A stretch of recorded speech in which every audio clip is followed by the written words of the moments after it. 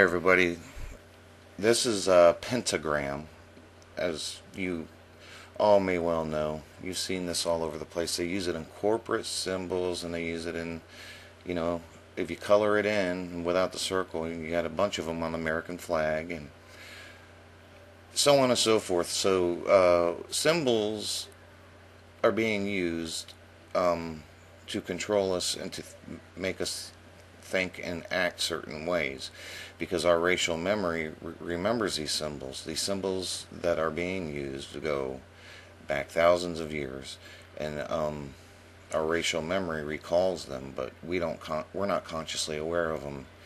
That's why it's very important to be symbol literate. I've kind of ran into something here, and it's called witchcraft or magic, or what using these symbols is all about. It's witchcraft, it's magic. It's a sorcery, though. By hiding the information and using it to control people and without them being aware, is called sorcery. So knowing this, knowing that our leaders are doing rituals and taking part in witchcraft, or sorcery rather, and not in trying to control people with it, and using symbols that they don't tell us about and what they mean.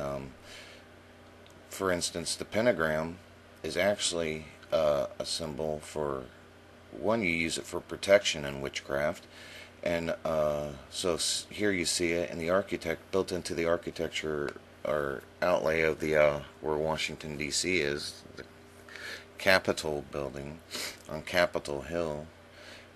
In Rome, their Capitol building was on Capitoline Hill, looked exactly like the Capitol building in Washington D.C. So the pentagram is for protection, and it also resembles the 5 points, the 5 points relate to the elements of the earth, or the 5 points relate to the 5 elements: earth, air, spirit, fire, and water. Okay, now see, it's upside down here. Well, the picture was taken from this angle, so I'm not sure, but when it's upside down, that means flesh over spirit. The other way around, it's spirit over flesh. So that's what I got so far. I'm just getting started in this whole magic witchcraft thing. I believe it's a road that's we have to go down. This is what they're using, so we might as well learn about it. I did the Bible study for a year.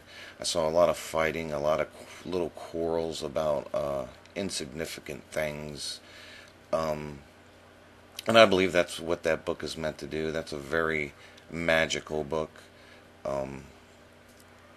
In magic, you can also create deities, and the more people that know about the deity, the stronger that deity becomes.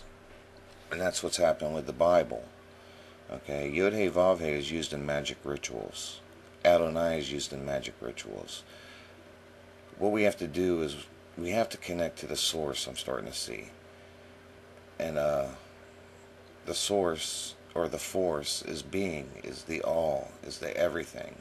The all, the everything, the divine intelligence, God, if you will, doesn't need sacrifices. It doesn't need your worship. It moves along just fine on its own. It doesn't need any of that. It's perfect in every way. We are perfect in every way. We just have been, our eyes have been closed to that fact, and it's been hidden from us. This is kind of a spiritual war, and in order to connect to the source, you have to realize it has a lot to do with your mind. You only use 1% of your brain. What's the other 99% doing? Or your subconscious. If you can unleash that, you can create, you can perform magic. You can create your reality. Now, how they use these symbols, you're not aware of them, right? And that's how they affect you, because your subconscious is aware of them. Well, that's how you perform magic. If you want something to happen, say one way to do it would be to write a sentence out, I will, to do something. Okay? And then you will take out the vowels, take out the repeating letters, take the letters you have left over and make a picture out of it. This way, what you're trying to do is consciously forget about it, and you make a symbol, and your subconscious will recognize that, rework that symbol until it works it into and manifests it into reality. And this is what they're doing with their symbolism and their sorcery. Okay, they perform rituals in their secret societies, and they are practicing this. So I feel that we have to learn about it, and this is what I'm going to do. I'm going to study witchcraft for a while, and I'm going to share what I learn. And the reason I want to do that, and the reason I feel it's important, well, because it's been hidden, because they're using this on us, and I don't think it has to be about sorcery. I think it could be used to help, to get closer to truth, and to help others, if you use it for that. Another reason is because people were burnt at the stakes for this. Their books were burned, libraries were burned, and I want to know why. And I want to know why all this stuff is used in rituals. And I want to, expand my knowledge. From the people that I've seen that are teaching this on YouTube, they're very aware of the suffering of humanity, which is good. They understand, and this is about individuality as well. It's something we need. Socializing is great, but it can be very unhealthy at the same time.